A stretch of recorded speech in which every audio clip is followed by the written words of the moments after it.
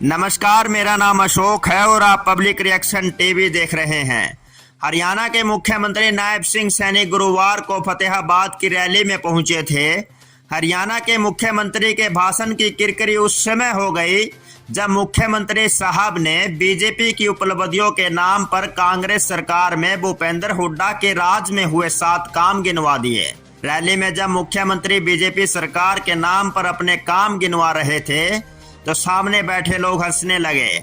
मंच पर बैठे पूर्व सांसद अशोक तंवर भी उस समय हैरान रह गए, क्योंकि मुख्यमंत्री ने जो काम गिनवाए वे खुद तंवर साहब ने कांग्रेस की सरकार में रहते हुए करवाए थे। हालांकि भाषण के बीच में टोकना किसी ने मुनासिब नहीं समझा। इसके बाद मुख्यमंत्री ने भाषण खत्म किया और जैसे ही वह सीट पर आए तो पास बैठे नेताओं ने यह बात बताई कि आपके भाषण की स्क्रिप्ट में कोई गड़बड़ है। जो काम आपने गिनवाए हैं वह तो कांग्रेस सरकार में हुए थे। इसके बाद थोड़ी ही देर में मुख्यमंत्री का भाषण सोशल मीडिया पर वायरल हो गया, जिसके बाद मुख्यमंत्री सैनी ने मामले में दोषी अधिकारियों पर कार्रवाई के आदेश दे दिए। जिसके बाद चीफ सेक्रेटरी ने सूचना एवं जनसंपर्क विभाग के अधिकारी आत्माराम कसाना को सस्पेंड कर 48 घंटे में जवाब तलब कर लिया। मुख्यमंत्री ने फुटबॉल अकादमी के बारे में बताया। यह अकादमी गांव दरियापुर में बनी थी। यह अकादमी अशोक तंवर ने सांसद रहते बनवाई थी। जिसके अलावा फतेहाबाद में थाना की जगह मल्टी स्टोरी पार्किंग पूर्व विधायक प्रहलाद सिंह गिल्ला खेड़ा के समय में बनी थी। इसी तरह फतेहाबाद में नई अनाज मंडी और टोहाना में ITI भी कांग्रेस के समय में बनी थी। मगर फजीहत तो तब हुई जब मुख्यमंत्री सैनी ने इसे भाजपा सरकार के किए गए कामों में गिनवा दिया। मामले में फतेहाबाद के DPRO को सस्पेंड किया गया, मगर मुख्यमंत्री के भाषण में गलती जाने के पीछे कई कारण सामने आ रहे हैं। सूचना एवं जनसंपर्क विभाग के सूत्रों से पता चला है कि हरियाणा सचिवालय के 8वें फ्लोर पर भाषण लिखने के लिए अलग से CM सेल बना होता है। इसके अलावा fact research and reference section अलग से होता है, जिन दोनों विभागों को बड़े अधिकारी संभालते हैं। इनके अधीन कई कर्मचारी भी होते हैं। बताया जा रहा है कि फतेहाबाद DPRO को इसलिए सस्पेंड किया गया क्योंकि भाषण में लिखी जानकारी फतेहाबाद के सूचना एवं जनसंपर्क कार्यालय से दी गई थी, मगर इसकी जानकारी को किसी ने चेक नहीं किया। साथ ही अन्य विभागों से भी कन्फर्म करने की कोशिश की गई। अधिकारियों के CM की किरकिरी का यह मामला पहला नहीं है। इससे पहले लोकसभा चुनाव के वक्त पूर्व CM मनोहर लाल खट्टर और CM नायब सैनी अधिकारियों के रवैये से खुश नहीं थे। उनका कहना था कि कई सीटों पर अधिकारी सरकार को बदनाम करने के लिए गड़बड़ कर रहे हैं। वह लगातार चेतावनी भी देते रहे कि लोकसभा चुनाव के बाद इन पर एक्शन होगा।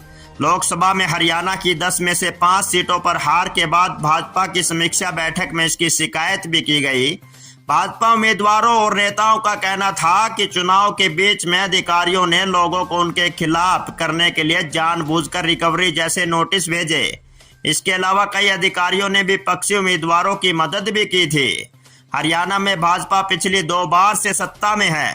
पहली बार भाजपा को 2014 में पूर्ण बहुमत मिला था। राज्य की 90 में से 47 सीटें भाजपा ने जीती थी। कांग्रेस को सिर्फ 15 सीटें मिली थी। हालांकि दूसरी बार में भाजपा बहुमत से चूक गई, उन्हें 40 सीटें मिली, लेकिन वह सबसे बड़ी पार्टी बनकर उभरी। इसके बाद भाजपा ने 10 सीटों वाली जजपा से गठबंधन करके सरकार बना ली। इस बार भाजपा ने मनोहर लाल खट्टर को CM की कुर्सी से हटा दिया। इन्हें करनाल से लोकसभा चुनाव लड़ाकर अब केंद्र में मंत्री बनाया गया है।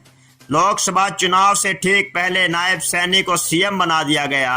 अक्टूबर-नवंबर में होने वाले विधानसभा चुनाव भी भाजपा इनकी अगुवाई में लड़ने जा रही है। फतेहाबाद की पुरानी अनाज मंडी में हुई रैली में मुख्यमंत्री नायब सिंह सैनी ने पूर्व CM भूपेंद्र हुड्डा व सांसद दीपेंद्र हुड्डा पर भी जमकर निशाना साधा।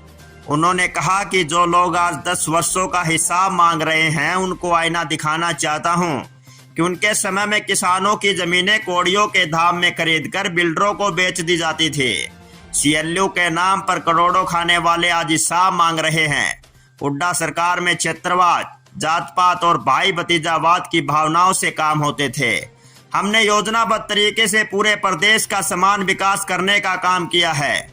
सीएम ने कार्यक्रम के शुरू में 225 करोड़ 79 लाख रुपए की विकास परियोजनाओं का उद्घाटन व शिलान्यास भी किया।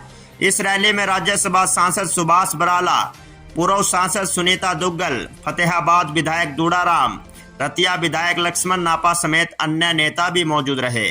इस पर आपकी क्या टिप्पणी है, हमें कमेंट करके जरूर बताएं। धन्यवाद।